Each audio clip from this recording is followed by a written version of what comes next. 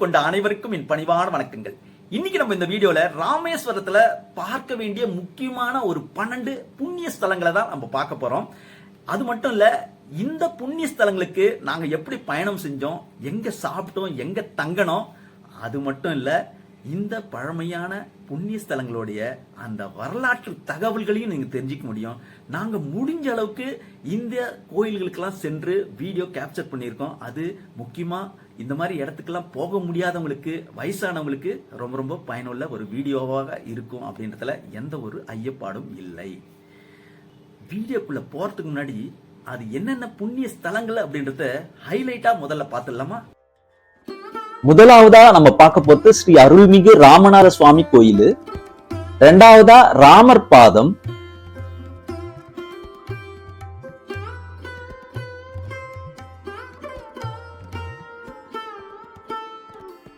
மூன்றாவதா கோதண்ட ராமர் கோயில்.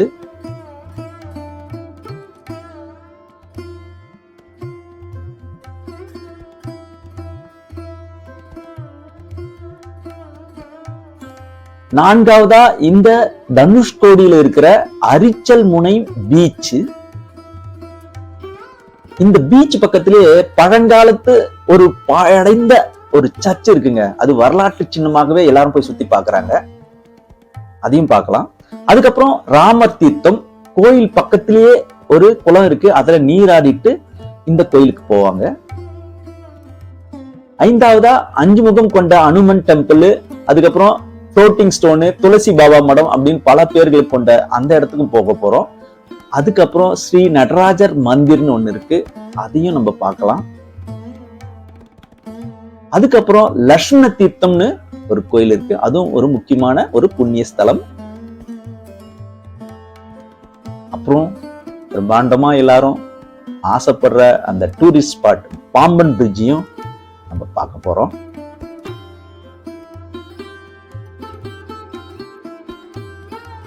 அதுக்கப்புறம் வில்லுண்டி தீர்த்தம்னு ஒரு இடம் இருக்கு, அதுவும் ரொம்ப முக்கியமான இடம்.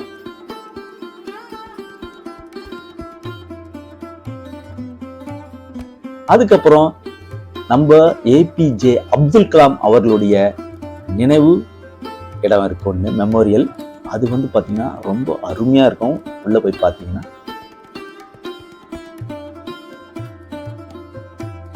கடைசியா எல்லாத்தையும் முடிச்சுட்டு ஹாயா ரிலாக்ஸா சிவா போட்டிங் ஒண்ணு இருக்குங்க. அக்னி தீர்த்தம் இருக்கு இல்லையா ராமேஸ்வரத்துல, அது பக்கத்திலேயே இருக்கு இந்த போட்டிங். அதையும் நீங்க ஒரு அரை மணி நேரம் ஜாலியா டிராவல் பண்ணீங்கன்னா ரொம்ப மனசுக்கு அமைதியாகவும் மகிழ்ச்சியாகவும் இருக்கும்.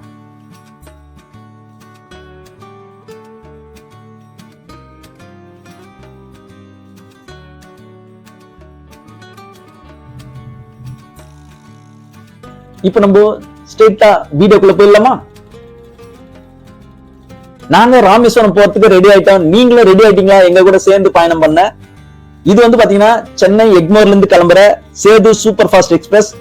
அதாவது சாயங்காலம் 5:45 கிளம்பி காலையில 4 மணிக்கு நம்மள அங்க எத்தி விட்டுடும். இதுக்கு அடுத்த ஒரு ட்ரெயின் இருக்கு, 7:15 கிளம்பி நைட்டு காலையில 8 மணிக்கு தான் போவோம். அதனுடைய டிராவல் டைம் பாத்தீங்கன்னா 12 hours 40 நிமிஷம். இது ஆனா 10 மணி நேரம் 15 நிமிஷம் அப்படின்றதால நாங்க இந்த ட்ரெயின்ல கிளம்பிட்டோம். நைட்டு 4 மணிக்கு போகும்போது இதை பாக்குறீங்களே, இந்த பாம்பன் பிரிட்ஜ் லைட்டிங்கோட ஒரு வித்தியாசமான அனுபவமா இருக்கும். அந்த பாம்பன் பிரிட்ஜ் கிராஸ் பண்றதுக்கே கிட்டத்தட்ட ஒரு 15 minutes 20 minutes ஆகும். ஏன்னா ஸ்லோவா தான் போனன்ற இன்ஸ்ட்ரக்ஷன் இருக்கு. டோட்டல் கிலோமீட்டர் பாத்தீங்கன்னா எக்மோர்ல இருந்து ராமேஸ்வரம் மோர் தென் 600 கிலோமீட்டர் இருக்குங்க. இந்த 12 சுற்றுலா தலங்களையும் நீங்க ஒரே நாள்ல சுத்தி பார்க்கணும்னு நினைச்சீங்கன்னா இந்த டைமிங் உங்களுக்கு கரெக்டா செட் ஆகுங்க. காலையில 4 மணிக்கே ராமேஸ்வரம் போயிட்டீங்கன்னா நீங்க அக்னி தீர்த்தம் முடிச்சுட்டு கோயிலுக்குள்ள போய் அந்த கிணற்று 22 கிணறு இருக்கு இல்லையா, அந்த தீர்த்தையும் முடிச்சுட்டு காலையில தரிசனம் பார்க்கறதுக்கு நீங்க ரெடி ஆயிடலாம். அதை முடிச்சுட்டு அதுக்கப்புறம் மற்ற சுற்றுலா தலங்களையும் நீங்க சுத்தி பார்க்கறதுக்கு ரொம்ப ஈஸியா இருக்கும். ஈவினிங் கூட எல்லாத்தையும் முடிச்சுட்டு ஊருக்கு நீங்க ரிட்டர்ன் ஆயிடலாம். சோ ராமேஸ்வரம் நாங்க சேர்ந்துட்டோம் காலையில 4 மணிங்க. இங்கிருந்து நாங்க தங்கின ஹோட்டலுக்கு ஆட்டோல போயிட்டோம். 250 ரூபாய் சார்ஜ் பண்ணாங்க. வெறும் 1.5 கிலோமீட்டர் டிஸ்டன்ஸ். காரணம் என்னன்னா வீக்கெண்டு பயங்கர ரஷ். இதுதாங்க அக்னி தீர்த்தம் சொல்லுவாங்க. கோயில் பக்கத்துல இருக்குது. கடலுக்குள்ள போய் நம்ம நீராடிட்டு அதுக்கப்புறம் கோயிலுக்குள்ள போய் கிணற்று தீர்த்தங்களை நம்ம நீராடணும். இங்க எல்லா ஹோட்டல்லையும் பாத்தீங்கன்னா செக்இன் டைம் வந்து 12 மணி, அப்புறம் செக் அவுட் டைம் வந்து 11 மணி. ஸோ அதனால நாங்க சீக்கிரம் போனதால லக்கேஜ் எல்லாம் வந்து ரிசப்ஷன்ல வைக்க சொன்னாங்க. காமன் பாத்ரூம்லாம் யூஸ் பண்ணிக்க சொன்னாங்க. அதனால நாங்க காமன் பாத்ரூம் யூஸ் பண்ணிக்கிட்டு ஒரு வேற ட்ரெஸ், நார்மல் ட்ரெஸ் வந்து போட்டுக்கணும். அது இல்லாம இந்த நீராடெல்லாம் முடிச்சிட்டு பிறகு போடுறதுக்கான புது ட்ரெஸ்ஸை வந்து நாங்க ஒரு கவர்ல எடுத்துக்கிட்டு பேக்ல எடுத்துக்கிட்டு வந்துட்டோம். ஓகேங்களா? இதுதாங்க நானு. சரி, நானும் அக்னி தீர்த்தத்தை முடிச்சிடணும் இல்லையா?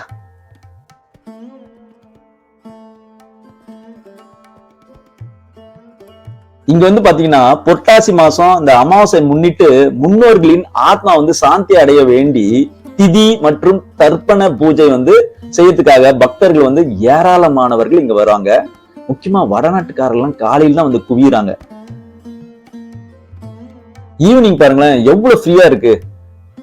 நீங்க ஃப்ரீயா அக்னி தீர்த்தம், கெனட்ரி தீர்த்தம் கோயில பார்க்கணும்னு நினைச்சீங்கன்னா 4 மணிக்கு கரெக்டா வந்துருங்க. அக்னி தீர்த்தம் முடிச்சுட்டு கெனட்ரி தீர்த்தம் முடிச்சுட்டு கோயில ஈஸியா பார்த்துட்டு வந்துருங்க. ஏன்னா கெனட்ரி தீர்த்தம் வந்து 6 மணியோட க்ளோஸ், ஞாபகம் வச்சுங்க. சோ அதுக்குள்ள இதெல்லாம் முடிச்சிடுங்க. காலையில நீங்க சுற்றுலாத்தலங்கள்லாம் பிளான் பண்ணி போய்க்கலாம். நீங்க தங்க போற அந்த ஹோட்டல்லயே கேட்டா அவங்களே வந்து இந்த டூரிஸ்ட் பிளேஸ சுத்தி பார்க்கறதுக்கு அரேஞ்ச் பண்ணி கொடுப்பாங்க. கேபோ இல்ல வந்து ஆட்டோவோ. கேப்ல போனீங்கன்னா ஒரு 1000 ரூபாய் எக்ஸ்ட்ரா ஆகும். ஆட்டோல போனீங்கன்னா உங்களுக்கு ஒரு 1000 ரூபாய் குறைவா வரும்னு வச்சுங்களேன். இப்ப எங்களுக்கு வந்து கிட்டத்தட்ட 1500 ஆச்சு. உங்களுக்கு மேபி கேப் அரேஞ்ச் பண்ணீங்கன்னா ஒரு 2500 3000 வரைக்கும் ஆகலாம். ஓகேங்களா? ஈவினிங் நீங்க ஃப்ரீயா இருந்தீங்க இல்ல 2 நாள் டூர் பிளான் போட்டு வந்தீங்கன்னா சூப்பரா இங்க வந்து நீங்க ஃபேமிலியோட டைம் ஸ்பெண்ட் பண்ற இடம் தான் இது. சூப்பரா இருக்கும். நிறைய போட்டு நின்று இருக்கும். பக்கத்திலேயே நான் சொன்ன சிவா போட்டிங்கும் இருக்கு. அதுலயும் நீங்க ரைட் போய் என்ஜாய் பண்ண முடியும். சரி, இப்ப நம்ம கோயிலுக்குள்ள போனோம் இல்லையா? கெனட்ரி தீர்த்தத்தை முடிக்கணும் இல்லையா?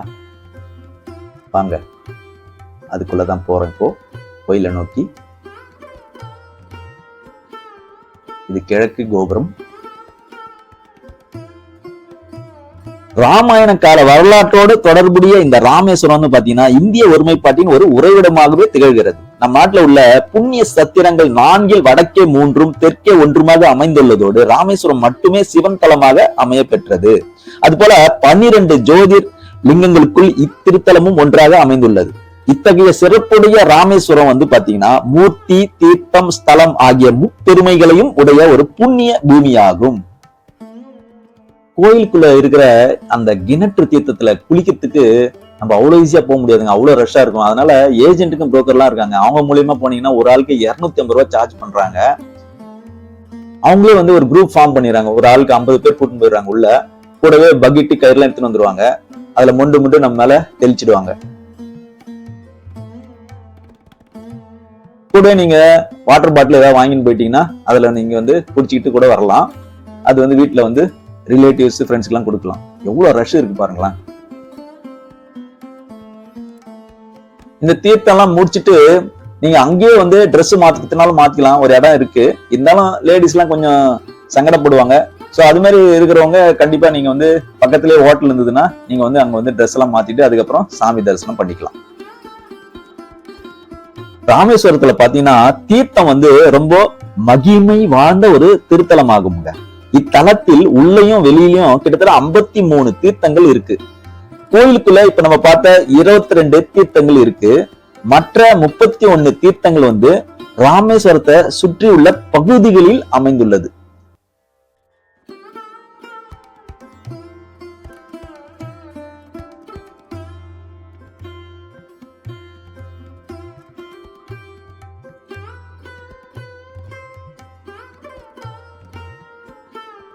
இந்த திருக்கோயிலின் உள்பகுதியில நீங்க தரிசிக்க வேண்டிய தெய்வங்கள் அப்படின்னு பார்க்கும்போது ஸ்ரீ விக்னேஸ்வரர், அப்புறம் ஸ்ரீ ராமநாத சுவாமி, அப்புறம் ஸ்ரீ பர்வதவர்தினி அம்மன், அப்புறம் விஸ்வநாதர், விஷாலட்சுமி அம்மன், சேதுமாதவர், ஜோதிர்லிங்கம், சகசரலிங்கம், வஜ்ரேஸ்வரர், நடராஜர், பள்ளிகொண்ட பெருமாள், ஆஞ்சநேயர், 63 நாயன்மார்கள், சிவதுர்கா, மகாலட்சுமி ஆகிய தெய்வங்களை நீங்க வணங்கலாம். இந்துக்களை பொறுத்த மட்டும் இறைவனை தரிசிக்க தல யாத்திரை மேற்கொள்வது ஒவ்வொரு வாழ்க்கையிலும் ஒரு முக்கிய பகுதியாகும். காசியில் உள்ள அந்த கங்கையும் ராமேஸ்வரத்தில் உள்ள சேதுவும் மிகவும் புனிதமானவையாகவே விளங்குகின்றன. காசியில் இருந்து தொடங்கப்படும் யாத்திரை ராமேஸ்வரத்தில் உள்ள அக்னி தீர்த்தத்தில் நீராடி ஸ்ரீ ராமநாத சுவாமியை தரிசித்த பிறகு நிறைவு பெறுகிறது. இந்த கோயில் வந்து பாத்தீங்கன்னா ராமாயண காலத்திலேயே தோன்றியுள்ள ஒரு கோயில். கிபி 12ஆம் நூற்றாண்டு வரை கூரை கொட்டகையில் ஒரு துறவியின் பாதுகாப்பில் அமைந்து இருந்தது. பின்னர் கிபி 12ஆம் நூற்றாண்டில் இலங்கை அரசர் பராக்கிரம பாகு என்பவர் இத்திருக்கோயில் மூலஸ்தானத்தை கட்டினார் என்பதற்குரிய சான்றுகளே இருக்கான். அது இல்லாம கோயிலின் தெற்கு 2ஆம் பிரகாரம் ராமநாதபுரம் மன்னர் திருமலை சேதுபதியினால் கட்டப்பட்டது. 18ஆம் நூற்றாண்டில் முத்துராமலிங்க சேதுபதி அவர்களால் உலக பிரசித்தி பெற்ற 3ஆம் பிரகாரம் கட்டி முடிக்கப்பட்டது. கோயில் உயர்ந்த மதிச்சுவர்களை பெற்று விளங்குகிறது. கிழக்கு மேற்கில் 865 அடி நீளமும். அடுத்ததான் நம்ம பார்க்க போற இடம் வந்து பாத்தீங்கன்னா ராமர் பாதங்க. இது வந்து பாத்தீங்கன்னா அந்த ராமநாத சுவாமி கோயில் இருந்து கிட்டத்தட்ட ஒரு 3 கிலோமீட்டர் டிஸ்டன்ஸ்லயே இருக்குங்க. இந்த ராமநாத சுவாமி பத்தி ஒரு பெரிய வரலாறே இருக்குங்க. அது இல்லாம அந்த 22 தீர்த்தங்களும் அவற்றின் மகிமைகளையும் நான் வந்து வீடியோக்கு நடுவுல அங்கங்க டைம் கிடைக்கும் போது சொல்றேன். இப்பயே சொன்னா பயங்கர லென்த்தா போயிடுங்க. இந்த படிக்கட்டை ஏறி வந்தீங்கன்னா நீங்க ராமர் பாதத்தை பார்க்கலாம். அப்படியே அதை வணங்கிட்டு அதுக்கு மேலேயும் ஒரு லெவல் இருக்கு, ஃப்ளோர். அதுக்கு மேல போய் பாத்தீங்கன்னா கிட்டத்தட்ட எப்படி லைட் ஹவுஸ்ல நின்று சுற்றி உள்ள அந்த பகுதியை பார்க்க முடியுமோ அதே மாதிரி இங்க நின்று பார்க்க முடியும். அவ்வளோ அழகா இருக்கும், அற்புதமா இருக்கும். ஈவினிங் டைம்ல வந்தீங்கன்னா இது வந்து ராமர் பாதம்.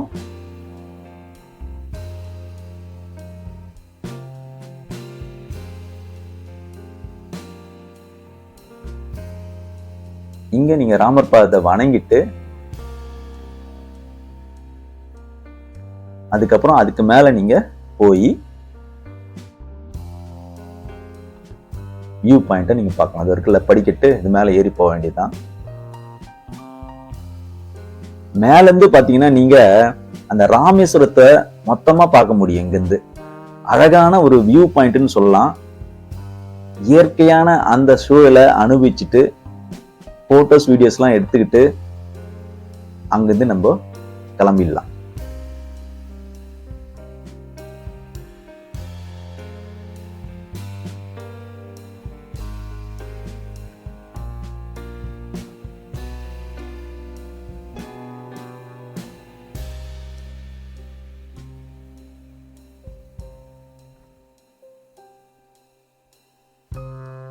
அடுத்தது நம்ம போக போற இடம் வந்து பாத்தீங்கன்னா அருள்மிகு கோதண்டராமர் கோயில். இது வந்து பாத்தீங்கன்னா ராமேஸ்வரத்துல இருந்து ஒரு 7 கிலோமீட்டர் டிஸ்டன்ஸ்ல இருக்கு.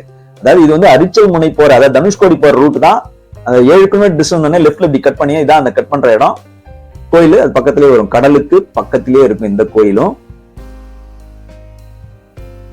இந்த இடம் வந்து பாத்தீங்கன்னா விபீஷ்ணர் சரணாகதி அடைந்ததும் லட்சுமணன் விபீஷ்ணருக்கு முதல் பட்டாபிஷேகம் நடத்தி வைத்ததும் இந்த இடத்தில் தான் என்பர். ராமலிங்க பிரதிஷ்டை விழா மே ஜூன் நடைபெறும் போது ராமர் உற்சவமூர்த்தி தங்க கேடயத்தில் விபீஷ்ணருக்கு பட்டாபிஷேகம் செய்வதற்காக எழுந்தருள்வார் அப்படின்ற ஒரு ஐதீகம். பட்டாபிஷேகத்துக்கு மறுநாள் ராமேஸ்வரத்தில் ராமலிங்க பிரதிஷ்டை விழா நடைபெறும். அவ்வளவு சிறப்பு வாழ்ந்த இந்த கோயிலையும் நீங்க மிஸ் பண்ணாம வழிபட்டு வாங்க. அது மட்டும் இல்ல, இங்க வந்து இயற்கை சூழல் வந்து அழகா அமைதியாகவும் இருக்கும். அடுத்ததான் நம்ம பார்க்க போற இடம் வந்து பாத்தீங்கன்னா வரலாற்று சிறப்பு மிக்க தனுஷ்கோடி, அதாவது அரிச்சல் முனைக்கு தான் நம்ம போயிட்டு இருக்கோம். ரோடு எல்லாம் பாருங்க, ஃபுல்லா மணல் வந்து பரவி கிடக்கும். உஷாரா போன கிட்ட போக போக ரோட்ல பாதி வரைக்கும் அந்த மணல் கவர் ஆயிடும். நம்ம அரிச்சல் முனை பீச்சுக்கே வந்துட்டோங்க. இங்க வந்து பாத்தீங்கன்னா வங்காள விரிகுடாவும் இந்துமா கடலும் சேர்ற இடம்னு சொல்லுவாங்க. இது அந்த சேர்ற இடத்தை தான் தனுஷ்கோடி அப்படின்னு சொல்லுவாங்க. அதுக்கு இன்னொரு பேரு சேதுன்னு சொல்றாங்க. சேது என்ற அந்த வடமொழி சொல்லுக்கு பாலம் என்பது பொருள். ராமபிரான் வந்து இலங்கையை அடைவதற்காக கட்டிய அணையை இது வந்து குறிக்கிறது. ராவணன் தம்பியும் ராமனின் நண்பனுமான விபீஷணனின் வேண்டுகோளுக்கிணங்க ராமன் சேது அணையினை வில் நுனியால் உடைத்ததால் தனுஷ்கோடி என்ற பெயரே வந்திருக்கு. தனுஷ்னா வில்லு, கோடினா முனை. ராமன் தன் வில் முனையால் சேதுவுக்கு இடம் காட்டியமையால் இப்பெயர் உண்டாயிற்று எனவும் கூறுவர். ராமேஸ்வரம் கோயில் வழிபாட்டிற்கு முன்னும் பின்னும் சேது தீர்த்தத்தில் நீராடுவது ஐதீகம் வேற சொல்றாங்க. சூப்பரா இருந்ததுங்க இந்த இடம். அந்த தெள்ள தெளிவான நீல நிற கடலை பார்த்துக்கிட்டே இருக்கலாம் போல இருந்தது. வீக்கெண்ட்ல வந்தீங்கன்னா கண்டிப்பா ரஷ் இருக்கத்தான் செய்யும். நாங்க கிளம்பும்போது 11:30 இருக்கும், ரிட்டர்ன் போகும்போது பயங்கரமான டிராபிக்ங்க. ஸோ அதை பிளான் பண்ணி அதுக்கேற்ற மாதிரி வாங்க. ஒன்று சீக்கிரம் வந்துடுங்க, இல்லை ஈவினிங்கில் வாங்க, இல்லை வீக் டேஸில் வாங்க. அதுமாரி டைம்லாம் இங்கே வந்தீங்கன்னா நல்ல டைம் ஸ்பெண்ட் பண்ணலாம், இயற்கையை ரசிச்சுட்டே போகலாம் நல்லாவே.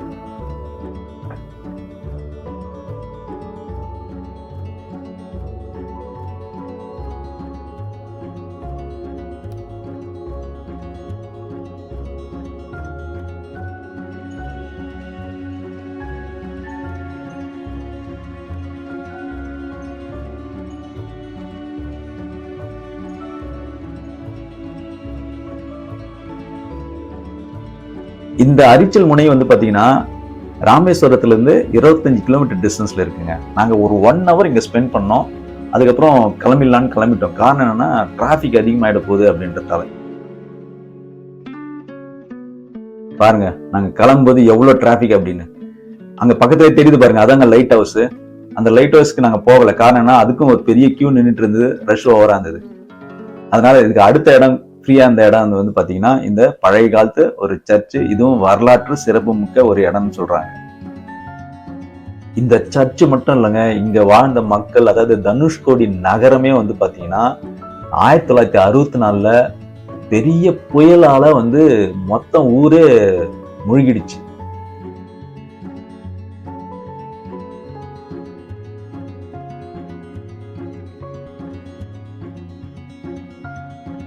அடுத்ததான் நம்ம பார்க்குற இடம் வந்து பாத்தீங்கன்னா ராமர் தீர்த்தங்க.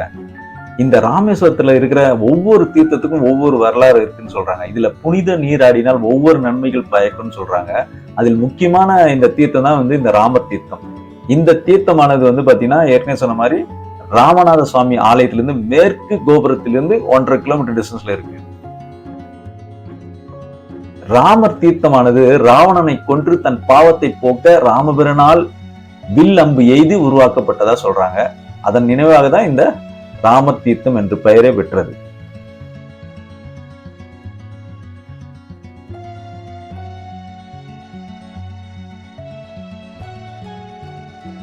ஸோ எல்லாரும் இங்க தீர்த்தம் தெளிச்சுக்கிட்டு தான் கோயிலுக்கு போவாங்க, ஓகேங்களா? அதனால முதல்ல இங்க வந்து நீராடிட்டு போங்க. நானும் தீர்த்தம் தெளிச்சுட்டு அப்புறம் கோயிலுக்குள்ள போயிட்டோம். ரொம்ப பழமையான கோயிலா இருந்தா கூட கோயிலுக்குள்ள எல்லாம் நல்லாவே மெயின்டைன் பண்ணியிருந்தாங்க.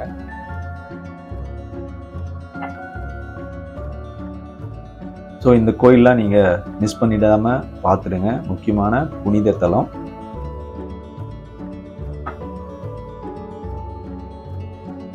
அடுத்தது நம்ம பார்க்க போற இடம் வந்து பாத்தீங்கன்னா 5 முகம் கொண்ட அனுமன் டெம்பிள். இந்த போர்டில் பாருங்களேன், ஃப்ளோட்டிங் ஸ்டோனும் இருக்கும், மிதக்கும் கற்கள். அப்புறம் இது வந்து துளசி பாபா மடன் வேற சொல்லியிருப்பாங்க. ஆனா உள்ள எந்த வீடியோவும் நம்ம எடுக்க முடியாது. ஸோ இது உள்ள போனீங்கன்னா அந்த மிதக்கும் கற்களையும் பார்க்கலாம், அனுமனை தரிசிச்சுட்டு. இதெல்லாம் பக்கத்துலயே இருக்குங்க. ராமர் தீர்த்தம், இந்த அனுமனோட கோயில். அதுக்கப்புறம் எதிர்ப்பே வந்து பாத்தீங்கன்னா இந்த கோயில் வந்து பாத்தீங்கன்னா ஸ்ரீ நடராஜர் மந்திர் அப்படின்னு சொல்றாங்க. இதுவும் நல்லா இருக்கும் பார்க்கறதுக்கு.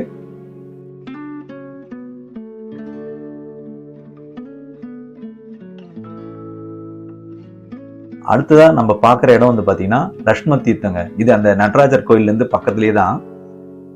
இதுக்கு பெரிய வரலாறு இருக்குங்க இந்த லட்சும தீர்த்தத்துக்கு.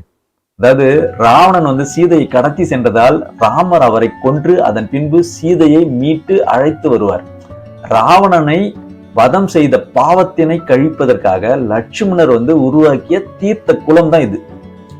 இதுதான் லட்சுமண தீர்த்தம் உருவான வரலாறு என்று ராமாயணத்தில் கூட சொல்லுது.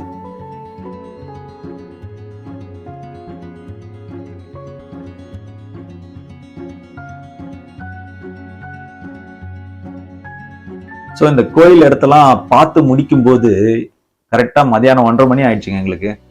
நாங்க வந்து லஞ்ச் எல்லாம் முடிச்சுட்டு அதுக்கப்புறம் பாம்பன் பிரிட்ஜுக்கு கிளம்பிட்டோம். இதாங்க பாம்பன் பிரிட்ஜ் ஸ்டார்டிங் பாயிண்ட். கிட்டத்தட்ட இந்த பிரிட்ஜோட லென்த்தே வந்து பாத்தீங்கன்னா 2 கிலோமீட்டர்ஸ் இருக்குங்க.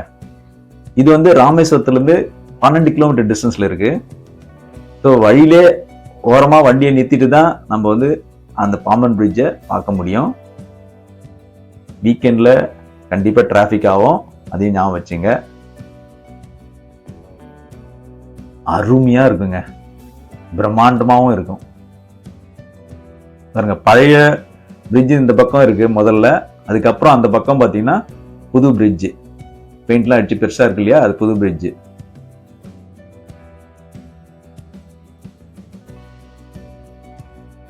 பிரிட்ஜுக்கு ஒரு பக்கம் பாலம், அதுக்கு அடுத்த பக்கம் பாத்தீங்கன்னா நிறைய தீவுகள்லாம் இருக்குங்க, நிறைய போட்லாம் நீங்க பார்க்கலாம்.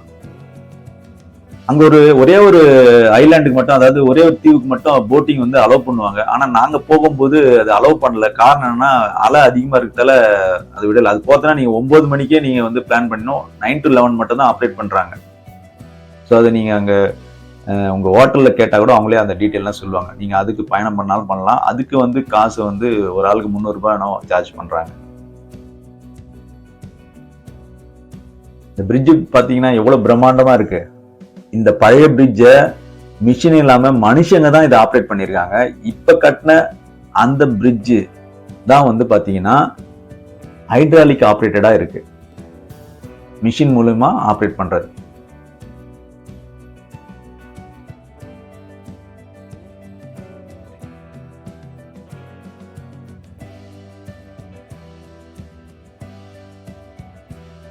நாங்க ஒரு 1/2 hour இங்க ஸ்பெண்ட் பண்ணோங்க. இந்த பிரம்மாண்டமான அந்த காட்சியை பார்த்துட்டு வீடியோ போட்டோஸ்லாம் எடுத்துக்கின்னு கிளம்பிட்டோம்.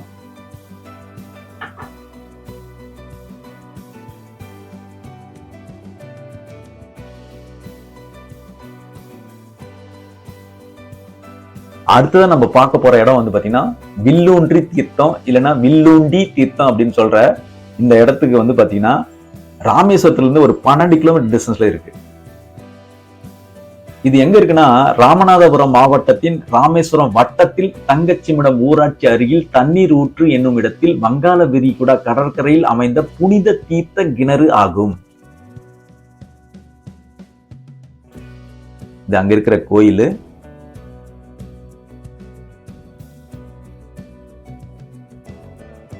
அங்க ஒரு பாலம் இருக்கு பாருங்க.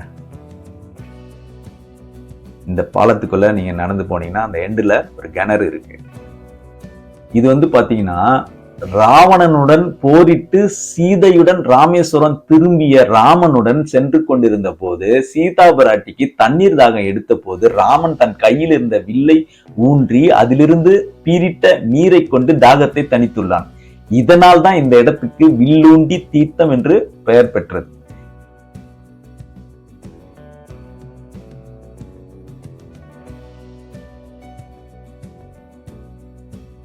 இதாங்க அந்த வில்லூண்டி தீர்த்தம். இந்த கிணத்துக்குள்ள இருக்கிற அந்த தண்ணியை குடிச்சிங்கன்னா உப்பு கரிக்காதுங்க, குடிக்கலாம் இந்த தண்ணியை. அதை தான் அவரு பக்கெட்ல தண்ணி எடுத்து நம்ம கிட்ட கொடுக்குறாரு.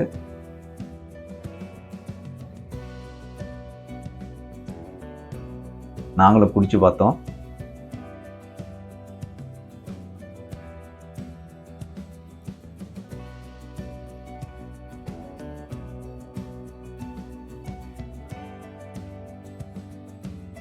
ஸோ இதை ஒட்டி இருக்கிற பீச்லயும் நீங்க டைம் ஸ்பெண்ட் பண்றதுனாலும் பண்ணலாம், நல்லாவே இருக்கும். ஸோ இந்த வில்லூண்டி தீர்த்தம் முடிச்சுட்டு நம்ம கடைசியா பார்க்க போற இடம் வந்து பாத்தீங்கன்னா ஏபிஜே அப்துல் கலாமுடைய அந்த மெமோரியல். இதான் அது. இங்க வந்து செல்போன் வந்து உள்ள அலோவ் பண்ண மாட்டாங்க, அதனால கேட்லயே பிடிச்சிடுவாங்க. நம்ம வேணா கார்லயோ இல்ல நாங்க வந்து ஆட்டோல நாங்க வச்சுட்டு வந்துட்டோம். இதுக்குள்ள வந்து பாத்தீங்கன்னா அரிய வகை புகைப்படங்களும் அவருடைய சாதனைகளும் இதுல வந்து நம்ம பார்க்க முடியும். அது இல்லாம அவருடைய கோட்ஸ், மோட்டிவேஷனல் கோட்ஸ் வந்து நம்மளை வந்து உற்சாகப்படுத்தும், நம்ம வாழ்க்கைக்கே ஒரு மோட்டிவேஷனல் கொடுக்கும். ஓகேங்களா? இது வந்து முக்கியமா ஸ்டூடெண்ட்ஸு, ஏன் இளைஞர்கள் இருந்து பெரியவங்க வரையும் கூட இங்க வந்து பார்க்கலாம்.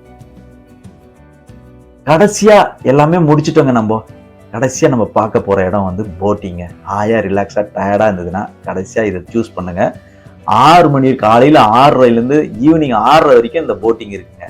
இது வந்து சிவா போட்டிங். நான் ஏற்கனவே சொன்ன மாதிரி இந்த அக்னி தீர்த்தம் இருக்கு இல்லையா, அது பக்கத்திலே அமைஞ்சிருக்கிற இந்த போட்டிங்க்கு நீங்க பயணம் பண்ணலாம். இதனுடைய என்ட்ரன்ஸ் வந்து ஒரு ஆளுக்கு வந்து 100 ரூபாய் வாங்குறாங்க. அரை மணி நேரம் வந்து இதுல வந்து டிராவல் பண்ணலாம். சூப்பரா இருக்கும் இதுவும்.